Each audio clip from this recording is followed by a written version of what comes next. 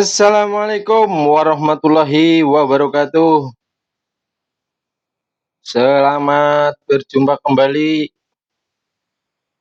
dengan saya di Suara K5. Pada kesempatan kali ini saya akan membahas satu video yang saya pernah lihat beberapa waktu lalu, cuma tak goleti maning ora ketemu.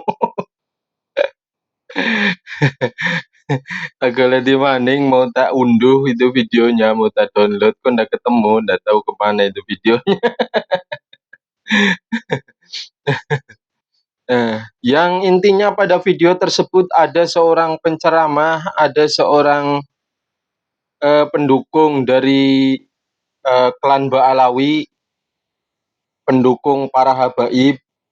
Saya ndak tahu dia statusnya dia habib atau bukan, saya nggak ngerti. Yang mengatakan bahwa intinya bahwa pemimpin muda, beliau mengutip salah satu sabda Nabi Shallallahu Alaihi Wasallam yang pada intinya mafhumnya adalah bahwa berbahaya pemimpin muda gitu. Pemimpin muda katanya berbahaya. Wah, katanya sebentar lagi ini akan terjadi, sebentar lagi akan terjadi. Ini mungkin video ini eh, apa namanya? Video ini asbabul wurud. Asbabul wurud. Asbabul wurud video ini karena terjadinya kekacauan-kekacauan yang ada di negeri ini pada saat ini, yang diprediksi sama ini penceramah ini, sama ustadz ini katanya ustadz ini, sama ustadz ini mungkin beliau memprediksi bahwa Prabowo itu akan turun, akan lengser gitu. Kemudian setelah Prabowo lengser, maka Gibran lah yang akan naik. Secara undang-undang kan seperti itu. Ketika presidennya lengser, maka wakilnya akan menjadi presiden. Maka beliau memberikan pernyataan bahwa ini berbahaya dengan mengutip salah satu daripada sabda Rasulullah Shallallahu Alaihi Wasallam. Saya nggak ngerti itu sabda Nabi tersebut, saya nggak paham. Saya orang bodoh, kasihan. Saya nggak tahu. Bukan ustadz juga bukan gitu. Tapi sejauh yang saya baca gitu, itu yang dimaksud, yang saya ketahui dari pemimpin itu, yang anak-anak itu maksudnya adalah pemimpin yang mempunyai mental kekanak-kanakan. Itu yang berbahaya, bukan pemimpin yang berusia muda. Apalagi beliau itu jelas bahwa walaupun Anda menyebutkan secara spesifik itu nama Gibran, tetapi saya yakin yang dimaksud adalah Gibran. Padahal Gibran usianya sekitar 35 tahun.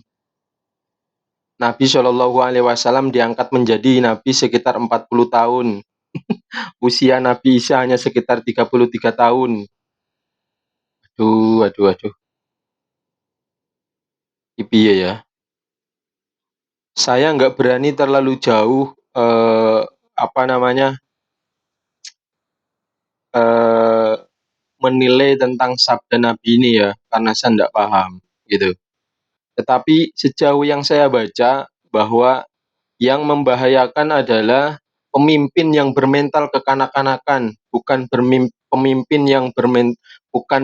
yang berusia muda gitu. Itu sejauh yang saya ketahui gitu. Kalau sesuai dengan pengertian ini bahwa berbahaya pemimpin yang bermental kekanak-kanakan, iya betul, betul sekali. Tetapi kalau kita maknai bahwa pemimpin yang berusia muda itu berbahaya, ya belum tentu. Nabi Shallallahu Alaihi Wasallam pernah mengangkat Usamah bin Zaid bin Harisa yang waktu itu sebagai panglima perang, yang waktu itu masih berusia 18 tahun sebagai panglima perang. Dan kemudian Usamah bin Zaid ini sukses menjalankan misinya yang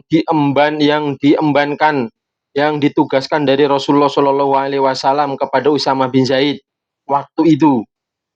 Ini menunjukkan bahwa usia itu tidak menjadi tolak ukur untuk menjadi seorang pemimpin, tetapi yang terpenting adalah kemampuan mental dan seterusnya dan seterusnya. Kalau kita lihat bahwa Gibran itu seperti apa, Gibran sudah teruji, pernah menjadi wali kota dan sukses memimpin kota Solo waktu itu, walaupun Gibran itu berapa periode? Lupa aku. Tapi intinya kan semua kinerjanya mendapat apresiasi dari warga kota Solo kan. Dan sampai sekarang menjabat menjadi wakil presiden saja, itu kinerjanya diakui oleh rakyat. Rakyat yang banyak, banyak yang cinta kepada Gibran gitu. Saya yakin Ustadz ini adalah anaknya Anies Baswedan. Pendukungnya Anies, jelas. Kalau pendukungnya Anies itu ora seneng karo Jokowi, karo keluarganya.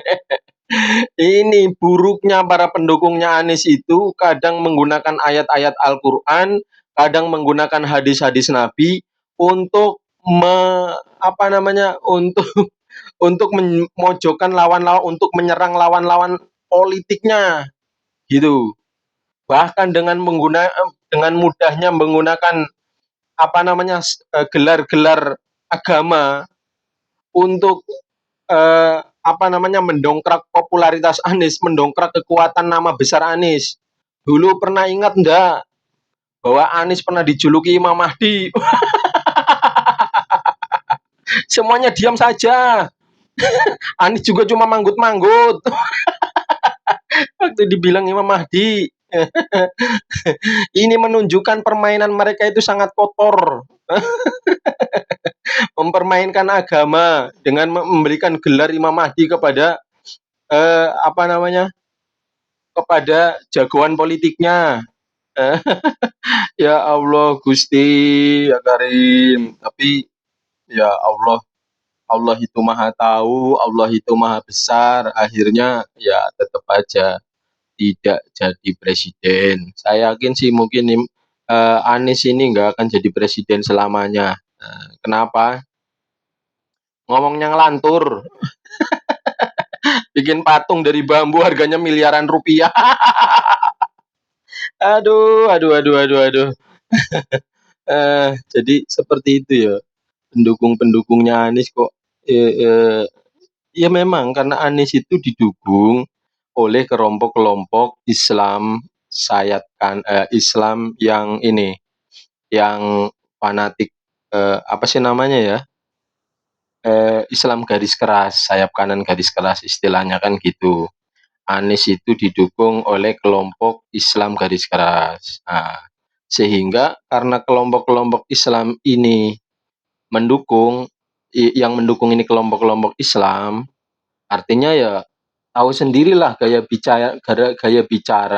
bahasa kelompok-kelompok tersebut kan selalu membawa-bawa agama karena memang kemampuan berorasinya itu ya sesuai dengan tipikalnya mereka, yaitu seorang agamawan, orang yang biasa berceramah tentang agama. Kemudian